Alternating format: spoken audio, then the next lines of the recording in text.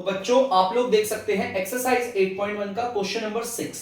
तो जल्दी से पढ़ते हैं क्वेश्चन क्या कह रहा है। Find the area of the region in the first quadrant enclosed by x axis line x is equal to √3y and the circle घेरा। हमें बच्चों साफ बोला हुआ है आपको उस रीजन का एरिया निकालना है जो कि पहले क्वाड्रेंट के अंदर आ रहा है, ठीक है। और वो किस किस से इंक्लोज है, एक तो हमारी एक्स एक्सिस से, एक हमारी इस वाली लाइन से और हमारे सर्कल से। ये हमारी सर्कल की इक्वेशन है। ध्यान से देखो सर्कल की इक्वेशन को। सर्कल की अगर जनरल इक्वेशन में आपको बताऊं तो ये ऐसे होती है, x माइनस एच का स्क्वायर प्लस y माइनस के का स्क्वायर और इधर होता है रेडियस का स्क्वायर। यहां पर आपको पता है 4 है, हम इसे लिख सकते हैं 2 का स्क्वायर, हम इसे 2 का स्क्वायर लिख सकते हैं। अगर इसे कंपेयर करोगे तो रेडियस आपका 2 आ गया। यहां पर आप बोलोगे सर h नहीं दिख रहा और यहां पर y और k नहीं दिख रहा, इसका मतलब h और k 0 है। 0 0 क्या है, 0 0। ये कुछ ऐसा ही होगा, x माइनस 0 का स्क्वायर प्लस y माइनस 0 का स्क्वायर इज इक्वल टू 2 का स्क्वायर। समझ में आ रहा है हमारा। अगर ध्यान से सुनो, अगर h और k 0 है, h और k होता क्या है, सर्कल के कोऑर्डिनेट्स होते हैं, मैंने कहा सेंटर के। अगर ये भी 0 है, ये भी 0 है, इसका मतलब सर्कल का जो सेंटर है वो कहां पर आ रहा है, कार्टेशियन प्लेन पे, ओरिजिन पे, क्योंकि 0,0 तो उसी के कोऑर्डिनेट होते हैं, ठीक है। तो चलिए अब एक काम करते हैं, जल्दी से मैं बनाता हूं अपना कार्टेशियन प्लेन। ये कार्टेशियन प्लेन बना दिया। आपको पता है मैं इसके सर्कल को भी बना देता हूं बढ़िया से। सर्कल भी बना दिया मैंने आपका। सर्कल का सेंटर ये रहा जिसको हम ओरिजिन बोलेंगे। अगर किसी को ये नहीं पता कि इसका सेंटर कैसे पता चला, आपको पता होना चाहिए सर्कल की इक्वेशन इस फॉर्म में होती है, x माइनस एच का स्क्वायर। लेकिन यहां पर तो h है ही नहीं, इसका मतलब वो 0 है, ठीक है। अब यहां पर रेडियस आपको पता चल गया 2 है, तो यहां से लेकर यहां तक की दूरी अगर 2 है तो इसके कोऑर्डिनेट पता चल गया हमसे। अगर यहां से लेकर यहां तक की दूरी अगर 2 है तो हमें पता चल गया भाई x की वैल्यू 2 है और y 0 है। ये कोऑर्डिनेट पता चल गया, क्लियर है, ठीक है। और देख लेते हैं, यहां पर देख लेते हैं, यहां पर भी हो जाएगा आपका 2,0, ठीक है। और अब आगे करते हैं, देखते हैं इसे और क्या करेंगे हमारा। हाँ बच्चों देखो ध्यान से, वो कह रहा है इस वाली लाइन को भी हमें दर्शाना पड़ेगा। देखो एक्स एक्सिस हमने दर्शा दी, ये हमारे सर्कल की इक्वेशन और सर्कल का ग्राफ भी दर्शा दिया। हमें अब ये दिखाना है x is equal to √3y, x is equal to √3y। किसी भी लाइन को अगर ग्राफ पे शो करना है, करते क्या है, 2 पॉइंट ढूंढते हैं। अगर y की जगह पर मैंने 0 बैठा दिया तो x भी कितना आ जाएगा, 0। मतलब एक पॉइंट तो यही रहा। दूसरा पॉइंट देख लेते हैं, दूसरा पॉइंट देखते हैं।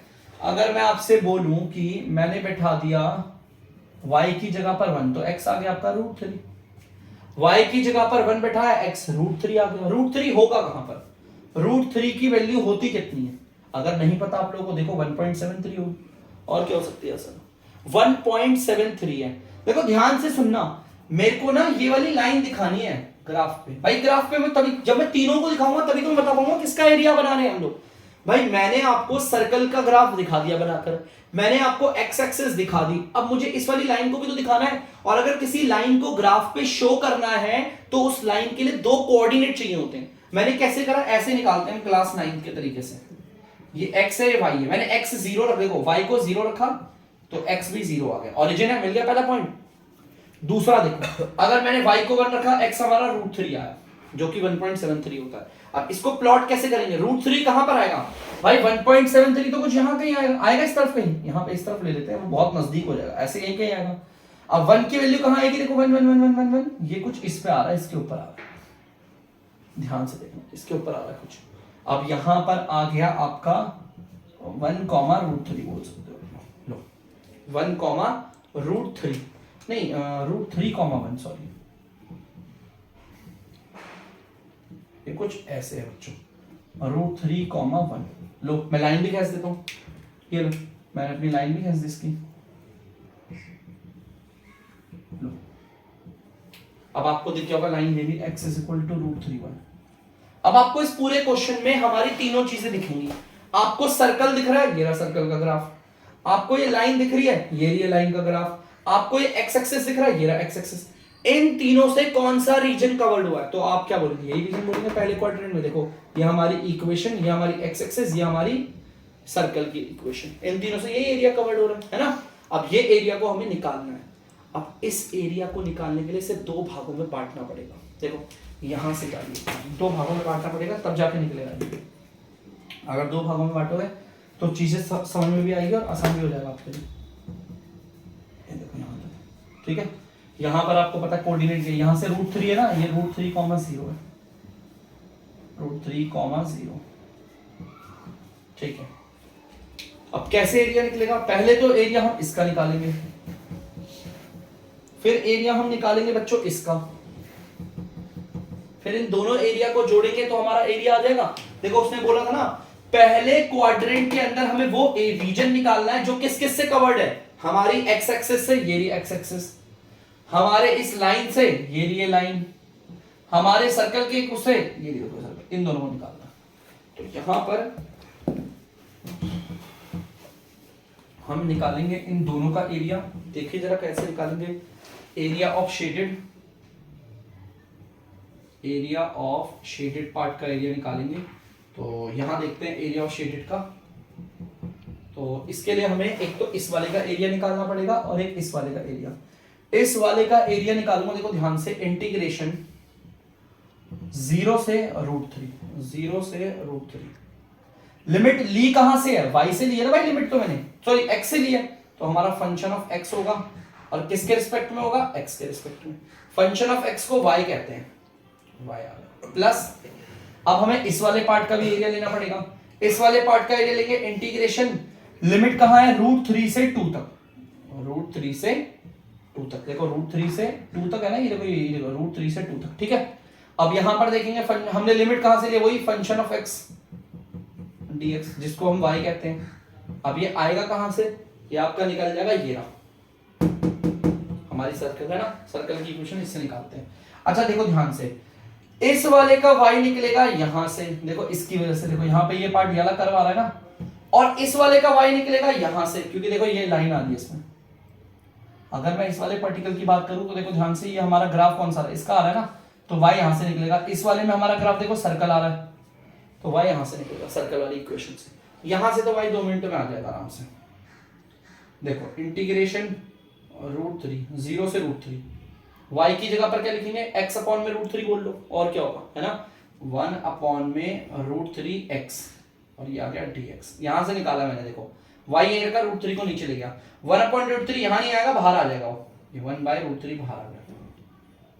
प्लस इसको देखते हैं y यहां से कैसे निकलेगा भाई? y² इज इक्वल टू 2 का स्क्वायर माइनस x का स्क्वायर, ये प्लस का हो जाएगा माइनस का हो जाएगा, स्क्वायर हो जाएगा, क्या बन जाएगा? रूट बन जाएगा, ये बनेगा। तो मैं लिख देता हूं यहां पर 2 का स्क्वायर माइनस x का स्क्वायर, ये √3 से 2 है dx। इन दोनों का एरिया निकाल के जोड़ना है, आ जाएगा आपका आराम से, ठीक है। इन दोनों का एरिया निकाल के जोड़ देते हैं, लो जोड़ेंगे, यहां पर आएगा 1/√3। अगर आप इसका इंटीग्रेशन करोगे तो ये x का आएगा x²/2, 0 से √3, ठीक है। प्लस यहां पर तो हमारा फिर से वही वाला लॉ लग रहा है, आप लोगों ने देखा होगा, आपको याद भी होगा वो शायद किसी को, x/2,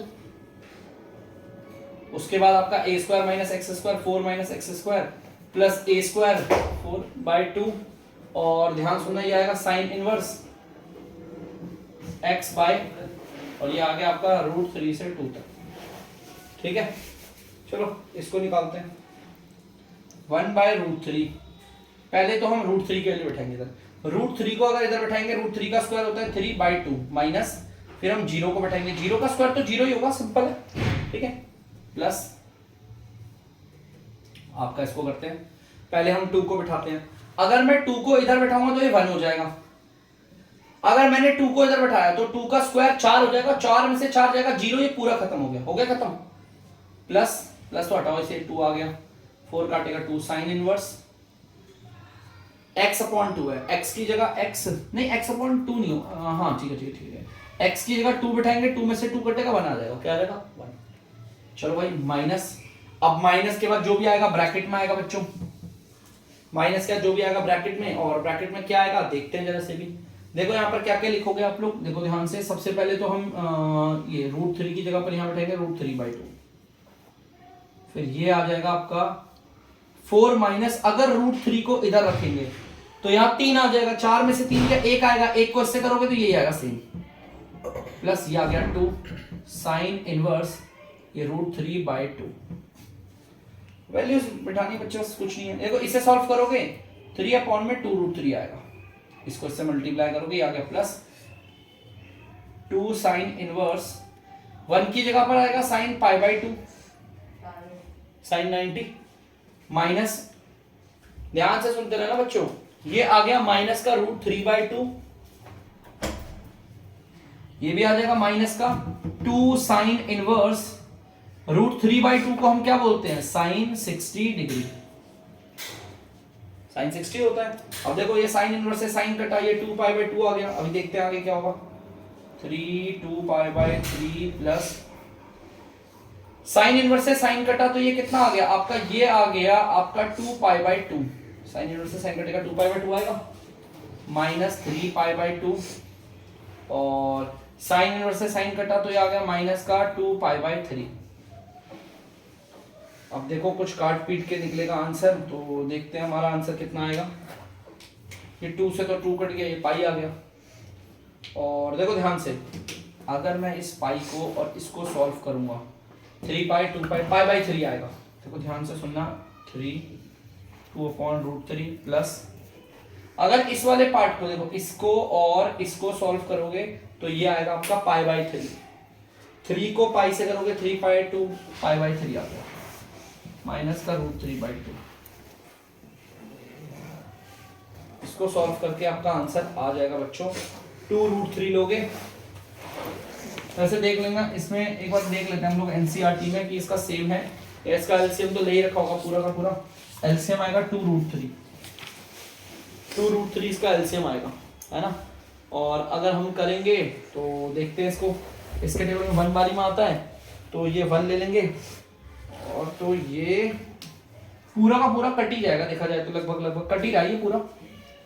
एक काम करते हैं ना, क्वेश्चन को आसान करने के लिए इसे रैशनलाइज द डिनोमिनेटर कर लेते हैं। रैशनलाइज द डिनोमिनेटर करेंगे तो ज्यादा आसान हो जाएगा हमारे लिए। हमारा क्या था, हमारा ये हमने यहां से करा है ना 1/√3 3/2√3। मैं रैशनलाइज द डिनोमिनेटर कर देता हूं इसका 3/2√3 का, तो 2√3 अपॉन में 2√3 यही होता है। इसको इससे करेंगे तो 6√3 आएगा, 4 4 3 12 आ गया। सुनना आ रहा है मैंने क्या करा, अगर इसे काटोगे तो 6 और ये 12 ये 2 आ गया, ये √3/2, इसे थोड़ा सॉल्व कर लेंगे, √3/2 आ रहा है तो लो √3/2 कर लेते हैं। यहां पर आ गया √3/2। अब √3/2 प्लस का और माइनस का ये पूरा कैंसिल हो गया, आंसर आ गया π/3, सिंपल। ठीक है, वो थोड़ा सा कॉम्प्लिकेटेड इसलिए लग रहा था, हमने रैशनलाइज द डिनोमिनेटर नहीं करा। अगर dr पे रूट है तो रैशनलाइज करो। देखो पहले कितने अजीब से था, अब देखो कितना साफ पता चल रहा है, √3/2 माइनस का √3/2 प्लस का कैंसिल आउट हुआ, तो हमारा ओवरऑल टोटल आंसर आएगा π/3। π/3 इज द लास्ट आंसर, आप लोग से नोट डाउन कर लीजिए।